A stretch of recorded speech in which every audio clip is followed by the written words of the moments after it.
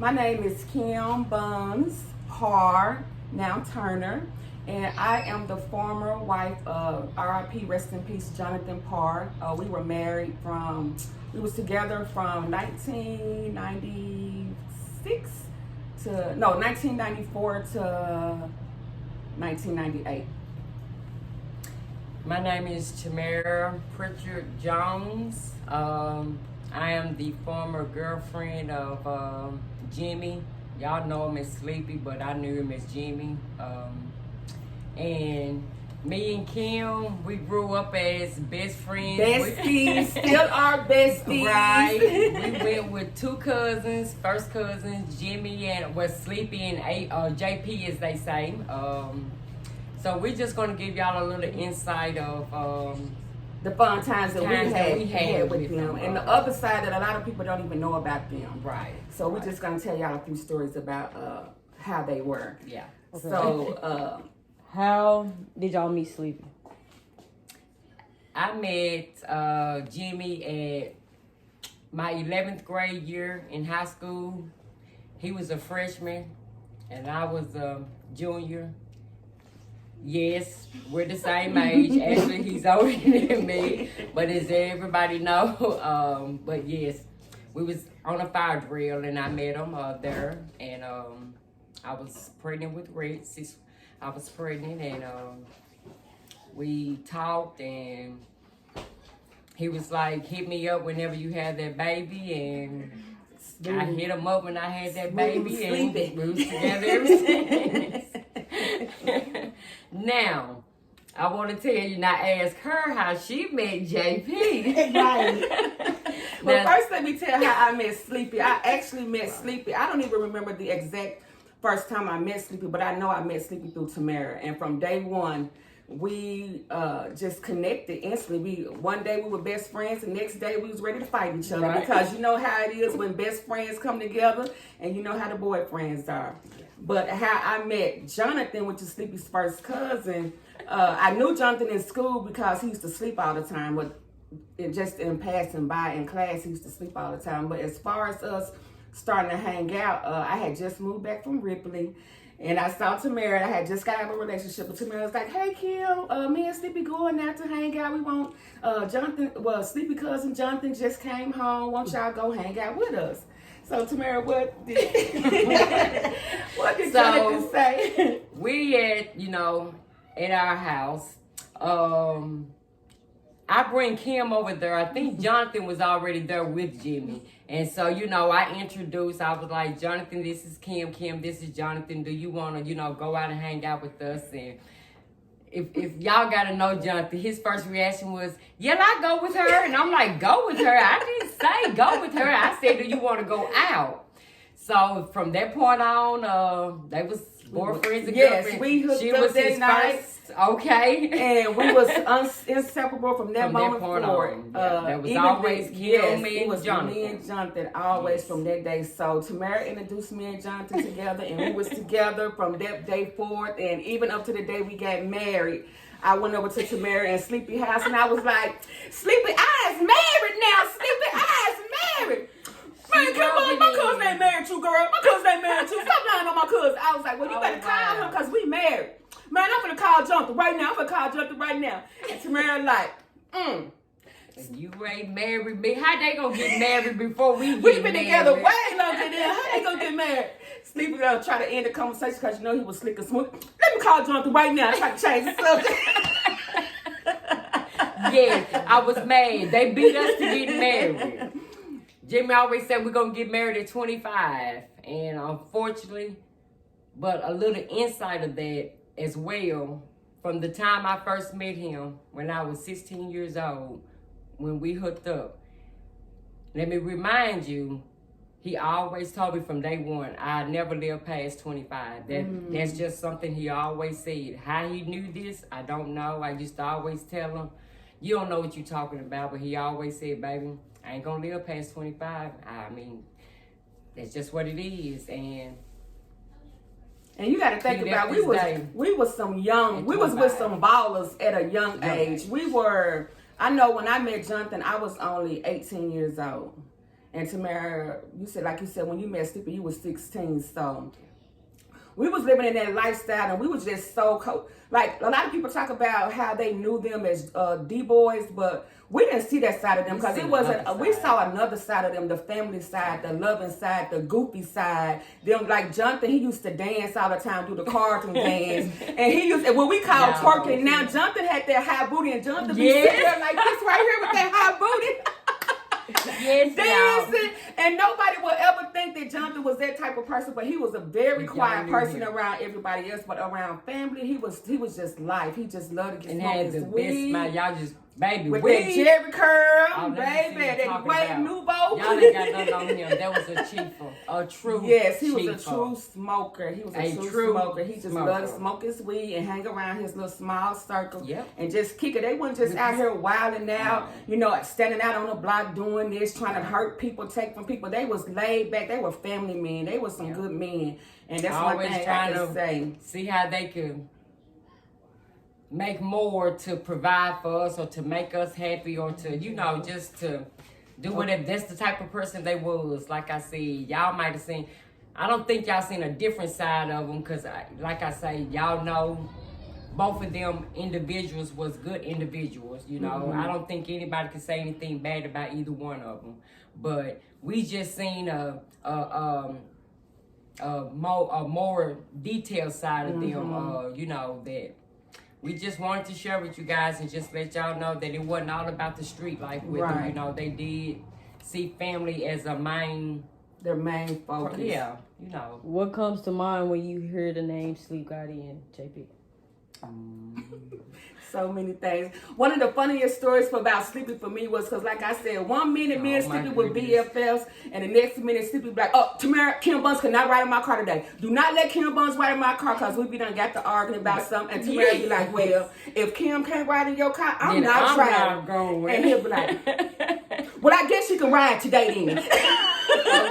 Then the next day, it's like we all one big happy family. And we back one big happy family. So we always had those days. But one time, Tamara did something to Sleepy, and Sleepy was like, "Tamara, I told you 1, 2, 3, 4, 5, 6, 7, 8, 9, 10 times, Tamara, not to do that." He didn't say, "Tamara, I told you 10 times don't do that." The man done sat there and count 1 through 10. So there was just so many different moments that we had with them together. I remember we used to ride to Willie Toes. Back in the day, Willie Toes used to be jumping, and all the D-boys and all the hood niggas would be outside in front of Willie Toes. And me and Tamara, I'd be in Jonathan car bumping, Tamara be in Sleepy car bumping. So one time, we go through there bumping, playing E40, I Wanna Be Saved. Don't y'all come back through here. What y'all playing that song for? What you mean you want to be saved? You already saved, goddammit. Oh my God, we had so many good times. That was just the things we did. Okay, what's your favorite memory of them? My favorite memory is just us together, just laughing and just having a good time together, because like I said, they were the ones who introduced me and Jonathan together. So when the 4 of us would get together and just go out to eat and just have fun, all we was always laughing and talking, just having a good time, laughing and talking. The biggest memory I can say about Sleepy, because like I said, I have such a connection to Tamara and Sleepy, because Tamara is the one who introduced me to Jonathan. But the day that Jonathan died, the morning that Jonathan died, I'll never forget. Sleepy was the first one who came to my house banging on the door. And he said, "Kim, Jonathan just been in a car accident. Jonathan died." And it's like my whole world was shattered on that day. Like my life just changed on that day. He stayed by me he stayed with me throughout that whole day. When he told me that, we went to Miss Lorraine's house. We all jumped in our cars and we all went to Memphis. We went to the hospital because we was getting different stories. Some people were saying he was still alive. So we went straight to the hospital thinking that Jonathan was still alive. We go to the hospital, find out that Jonathan was no longer living. So they sent us to the morgue. So when we went to the morgue, Sleepy went in with me and my mama. And me, Sleepy, and my mama had to identify Jonathan's body. So, and he was just there by my side, y'all. Like, no matter how much we argued in the past, on that day, what meant the most to me, because I felt like a lot of people turned their back on me in that moment, but not Sleepy. He was like right there by my side throughout the whole process. Do you need anything? Do Jayla need anything? Like, he was right there. Like, I would never forget that. And so our relationship really shifted from that day forward. It was like, now my cousin gone, I gotta look out for them. I gotta look out for y'all. And like I hear a lot of people on the other stories was saying how Sleepy always took care of different people. As much as I was around them, that's why I said it was from the heart. Sleepy, I never heard Sleepy brag about taking care of nobody, paying nobody bills, I didn't know Sleepy did all that. Because I never heard Sleepy brag about doing nothing for anything. What he did it out of love for people. So that says a whole lot about One thing Jimmy. I can always say, there's something he used to always say. I don't know if he was worried about what people said or whatever, but he just always say, baby, I know what I'm doing is wrong. I know how I'm making my living is wrong. He said, but God gotta know that I'm doing it to put it to good use. Jimmy always wanted to help people. Mm-hmm. And like him said, he never took gratification. You know, he never sat around and said, yeah, I did this for you, I did that for you, or, you know, none of that. You know, I mean, that was just the type of person he was, but he used to always say that I know what I'm doing is wrong, but, you know, I'm trying to put it, you know, to some good. That's just something he used to always say, you know. Okay, was they happy when they found out they was going to be fathers? Oh, yes. Tamara didn't, I'm just keep it real. Tamara didn't even want to have a bunch of kids. I'm telling you now. My best friend. Think I'm playing. I'm not a baby person. Tamara did not. Let me tell y'all. Sleepy, when Tamara didn't want to have kids. Sleepy, the reason why you here. Sleepy, the reason why you here. Because Tamara was done after Rex, if it was up to her. But Sleepy said no, he wanted some babies. And Tamara had to stop taking up pills every time Sleepy wanted some babies.